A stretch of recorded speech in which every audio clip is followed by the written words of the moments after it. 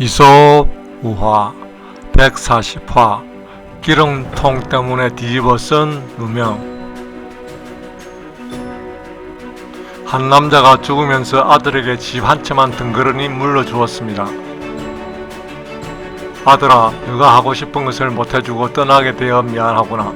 그러나 이 집을 물려줄 테니 집 걱정은 하지 말고 열심히 살아라. 아들은 막노동을 해서라도 먹고 살려고 했지만 그마저도 여의치 않아 배를 고르는 일이 많았습니다. 하지만 아버지에 대한 추억이 깃들짐을 파느니 무슨 일이 있어도 참고 견뎌야 했습니다. 욕심 많은 부자인 옆집 남자가 그 집을 자기 것으로 만들고 싶어 청년에게 온갖 수를 썼습니다.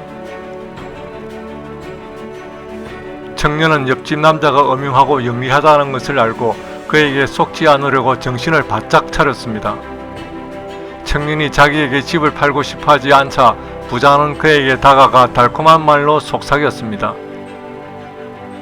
집을 팔지 않는다고 자네를 원망할 수 없지. 그러면 그 집의 일부를 세놓지 않겠나? 거기에 기름 10통을 보관하려고 그러네. 자네한테 덕이 되면 됐지 해가 되지 않을 걸세.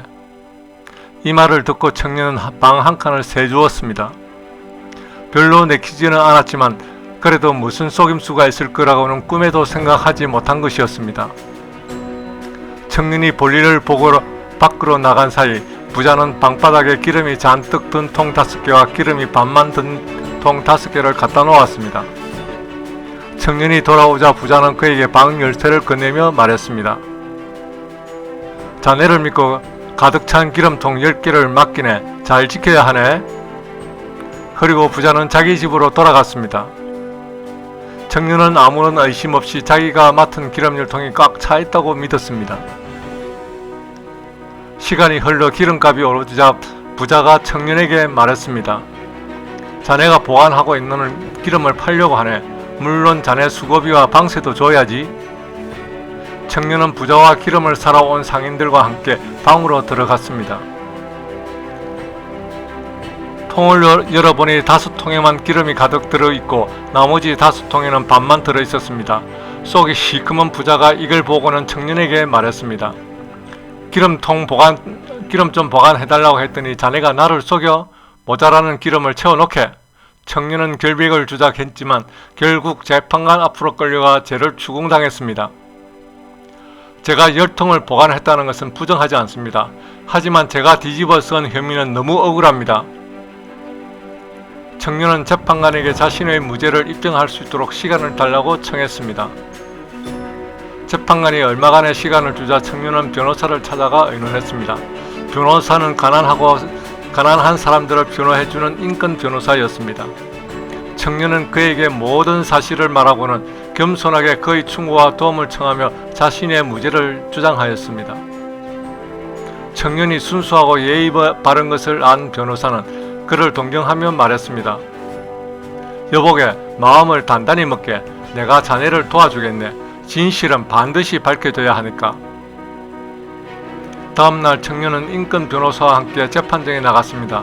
그날은 마침 회의가 있어서 대법원장도 그 자리에 있었습니다. 양쪽 이야기를 다 들은 대법원장은 변호사에게 말했습니다. 내가 자네에게 이 사건을 맡기려 하네. 그러니 확실한 증거와 공정한 기준으로 변호하시게. 인권 변호사는 대법원장의 명을 받들어 다음과 같이 이야기했습니다. 저 부자는 평판이 좋은 사람입니다. 그러니 없는 이야기를 만들어서 하지는 않았을 것입니다. 이 청년도 지금까지 죄를 지은 적이 없고 평판도 나쁘지 않습니다. 그러니 청년이 기름을 훔쳤다고 보기 어렵습니다. 그러니 진실을 가리기 위해 기름이 가득 든 5통의 기름과 찌꺼기를 재겠습니다. 그리고 기름이 반만 든 5통의 기름과 기름 찌꺼기의 양을 재겠습니다. 찌꺼기의 양이 똑같다면 이 청년이 기름을 훔친 것이 사실입니다. 하지만 기름이 반만 든 기름통의 찌꺼기가 기름이 가득 든 통의 반밖에 되지 않는다면 이 청년은 무죄로 석방되어야 합니다. 실제로 기름을 재어보니 기름이 가득 든 기름통의 찌꺼기가 2배였습니다. 청년은 인권 변호사의 현명한 판정 덕분에 무죄로 밝혀져 명예훼손에 대한 보상도 받고 집으로 돌아갔습니다.